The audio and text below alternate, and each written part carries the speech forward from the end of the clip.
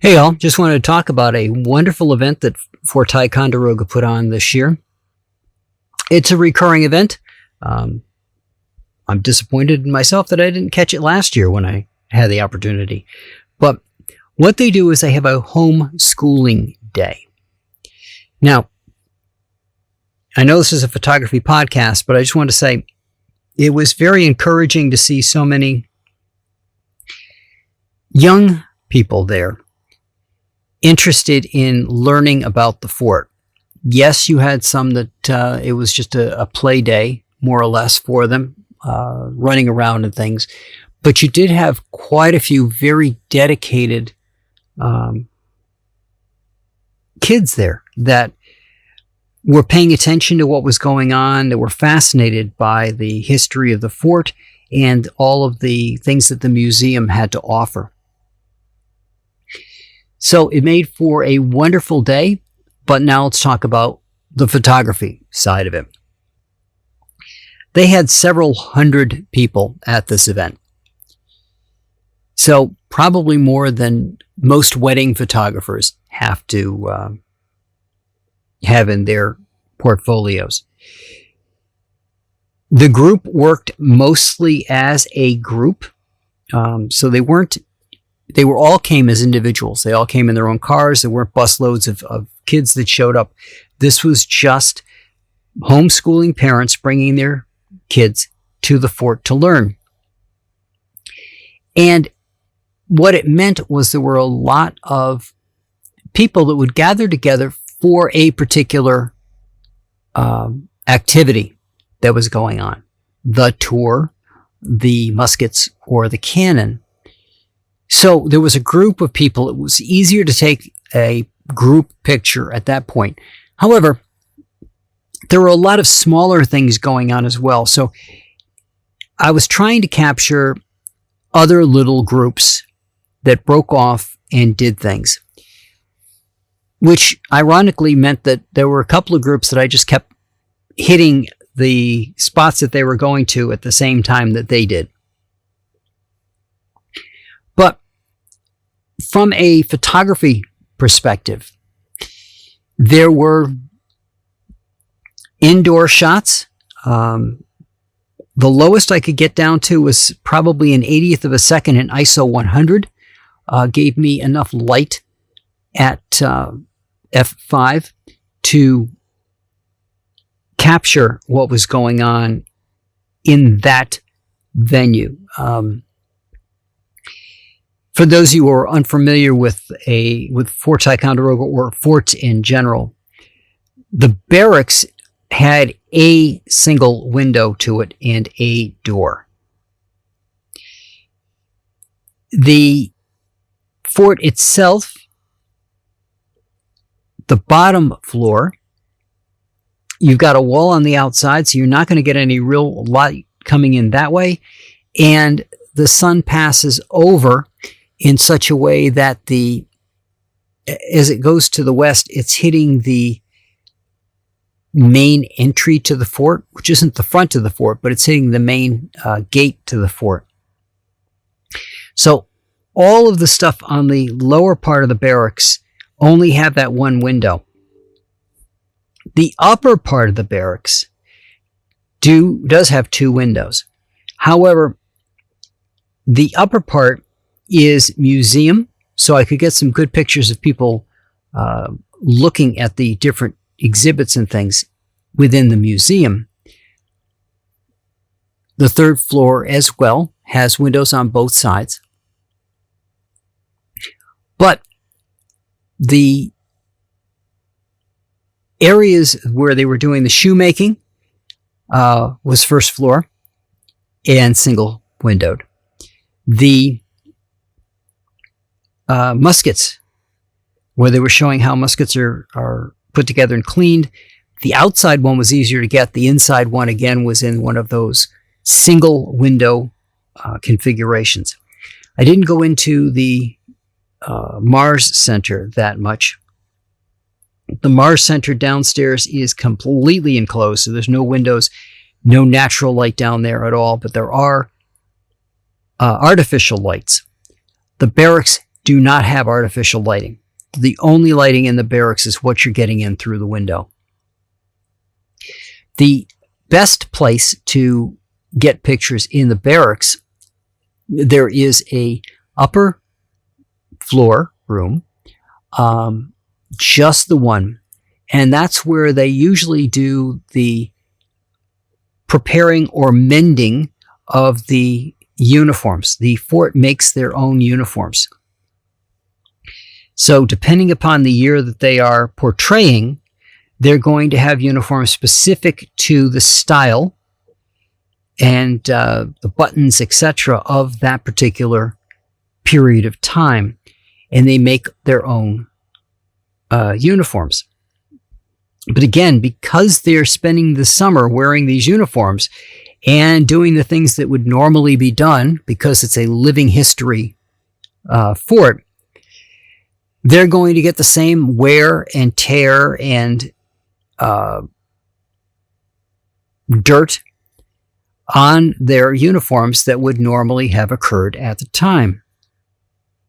Well, that wear and tear means that there's got to be somebody to fix the uniforms. Now, back in the day, there would have been people that were professional tailors handling the men's uniforms back in the day. So the men would have been taken care of that way, and some of the uniforms would have come over, started from Great Britain. The women's outfits, though, were probably store-bought, if you would. There would always be vendors that would come up to the fort to sell their wares, and the women would be getting their clothing from there as opposed to being built at the fort or having the tailors at the fort handle it. Now, you might be thinking, what are women there? Well, there were women and children who went with the fort. So you had soldiers who were both gathering the wood and things of that nature, as well as being hunters, as well as defending the fort. But they would also bring families along with them as well. And then the families would keep the home and hearth, if you will, handling cleaning and shoes and shoe repair and whatever needed to be done. As far as the uniforms were concerned, that would have probably been done, again, by people who were professional tailors and did that for a living, because not everybody knew how to handle and patch clothing at the time. So that one room up there has light from 2 sets of windows and an open door, so that's the brightest of the indoor venues at the fort. Then you have the courtyard. Now, the courtyard, you have a dichotomy of light in the courtyard. The person who's leading, for example, the tour, when they bring them into the fort, most people are lined up against the wall in front of the barracks, which is mostly shade, but the person giving the talk is in direct sunlight. So you have a balancing act you have to do there of getting enough light that you can see the crowd, but at the same time not blowing out the image completely. If you're taking pictures through the windows of the barracks, which to me is a great way to get certain photographs, and the reason for that is where they were mending the shoes, they were by the window. So they're in full sunlight. In that venue is a row of beds, double beds, against the opposite wall, which doesn't leave you a lot of room to move around. Next to where they were working is another pair of double beds. So there's not a lot of room to maneuver to get pictures of the crowd that's there, except to shoot it through the window. Now, shooting it through the window, you have a washed out effect around the outside of that area, if you crank your ISO up or your shutter speed down enough that you can shoot through that window and see people in there. So it creates a washed out effect that you have to work with after the fact. The more that you can just isolate the window, the less of that washed out effect you will obviously get. This, because of the shape of the window, would lend itself more to a portrait format than a landscape format. But if you're still shooting landscape for that, you would just trim it down. You'll end up with a washout around the outside edges. The fort itself has an upper wall, which allows you to catch get photographs of people as they are watching the cannon and the musket events, which currently occur directly in front of the main entrance to the fort. So everybody's lined up right there. It's a little easier to handle than when it's over by the recreated redoubt. And the reason for that is when it's over by the redoubt, the line for you to be and where people line up are pretty even. So at the recreated redoubt, it's easier to take pictures of the cannon being fired than it is to take pictures of the crowd, for example. But when you're at the fort and you're on the upper tier at the fort, you can get a bird's eye view of the crowd and get some pictures of the crowd that way, as well as from a good vantage point there, you can get pictures of what's going on, what the audience is being shown as things are going on.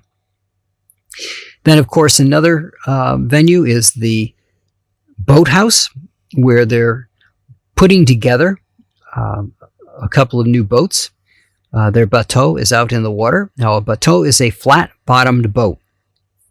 If you've ever dealt with anything that has a flat bottom, there's nothing to prevent the wind from blowing it wherever it feels like. Anybody who's had a inflatable rowboat knows exactly what I'm talking about. The boat has so little weight to it, and it doesn't really sink down into the water. It doesn't have that normal V shape that we associate with a boat. Because of that, there's nothing to really prevent it from moving from one side to the other. And when you've got one of those inflatable jobs and you're trying to row, wind takes you wherever it's going to take you. But that venue is shaded. So there's a little less dichotomy between the outside and the inside, but there still is a dichotomy because, again, there is no lighting inside the barn that they're using to build the boats. The doors are all open, but it's still going to be a dichotomy of lighting there as well. Then you have the King's Garden, all outside. It's a walled garden. The bricks that were used, because they weren't load-bearing, were basically throwaway bricks. They were bricks that either got burned or were misshapen. Same goes with the paths around the garden, so keep that in mind when you're walking through the garden. But the garden is in full sunlight, so it's easy to get pictures there. Outside of that walled garden is what would have been the soldier's garden, with herbs and vegetables and just flowers to attract the bees and make sure everything gets pollinated. There's also a greenhouse there as well, which is typically empty except for a couple of times during the year. So the biggest dichotomy of lighting is going to be in and around the fort itself, especially, as I said, those two barracks areas. Now, the reason I'm pointing this out is Brown's Raid will be coming up this weekend. If anybody wants to come up to the fort to get photographs of Brown's Raid, this is the type of thing you'll have inside the fort. The raid itself, and I'll try to get some more information put together and put that up on the YouTube channel. But the raid itself is an entirely outdoor event. It is a fast-paced event. You're going to be doing a lot of moving around. They'll be moved to an area, watch part of the battle will move, you'll move. But again, this will be all outdoor. So once you've got your settings for the outdoor set on your camera, you're probably going to be pretty good. Personally, this year when I do it, I want to do a couple of concentrated things this year. First is I want to get photographs, again, of the details. The detailed work of the muskets, of the uniforms, of everything that these people worked so hard to get right and to get as accurate as possible. The second thing is I'm thinking about, because I've done so many of these events, and you get the standard pictures of the entire group, right? Here's a group rushing toward the other group. Here's a group firing on another group. I want to focus in on an individual. So I'm going to use a very low F. It's probably in the 2.8 range. I would like to capture the expressions of a soldier's face during the battle to the exclusion of everything else around them. I want to capture the soldier's actions at the exclusion of everything else around them. So I'm going to be going very shallow depth of field on the individual soldier. And I don't know who it's going to be yet. It may be multiple soldiers, but I want to concentrate on an individual during a piece of the battle and just get the expression, the emotion, the actions of that particular soldier during that particular piece of the battle. Because I think it'll make a much more engaging story concentrating on an individual as opposed to just a general mass of people rushing toward another mass of people or a mass of people firing. Try to zoom in on what it's like from an individualized perspective. But again, that's going to be this weekend. It'll be Saturday and Sunday. There'll be a group of reenactors at the fort. As you come into the fort, you'll be driving through the reenactment camp, which will be on both sides of the road as you're driving in. If you've been to the fort and haven't been there in a while, the roadway in, which is down by the train station for the entrance, has now been paved. So rather than having a dirt road coming in, it's all a paved road coming in. But please remember that it's a 15-mile-an-hour speed limit through there, even though it's been paved. You'll have less opportunity to kick stones up at people, but you still have reenactors walking along that path. You've got people going up and down, so bear that in mind, that the 15 mile an hour is for everybody's safety, not just for the undercarriage of your car kicking up rocks now. It's the area up at the top for parking is the same as always. You can park down by the corn maze, especially if you're going to be walking the corn maze. If you're not, go up to the top. You've got an area by the log cabin, which is the entrance to the fort. But you also have another entrance or another parking area off to the side on the right when you get up to the top. Most likely you're going to be on that right-hand side, especially if you get there after opening time, which I believe is 9:30 at this point in the year. So events usually start 10 o'clock or a little later.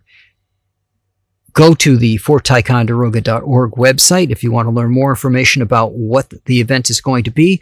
There is an information sheet that you can get there that will tell you what's happening and when it's happening, so you can get a feel for when you need to be there and at what time you want to break for lunch. I highly recommend the Fort Ticonderoga Cafe. It's not a large cafe, but you can always order something to go. And there are picnic tables up by the log cabin. There's a set of picnic tables down near the gardens where there's the apple trees. And the lesser used ones are down near the lake.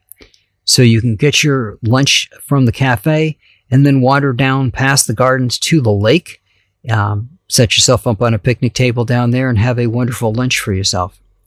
But that's what I got for you guys this week, and I will talk to you all next week.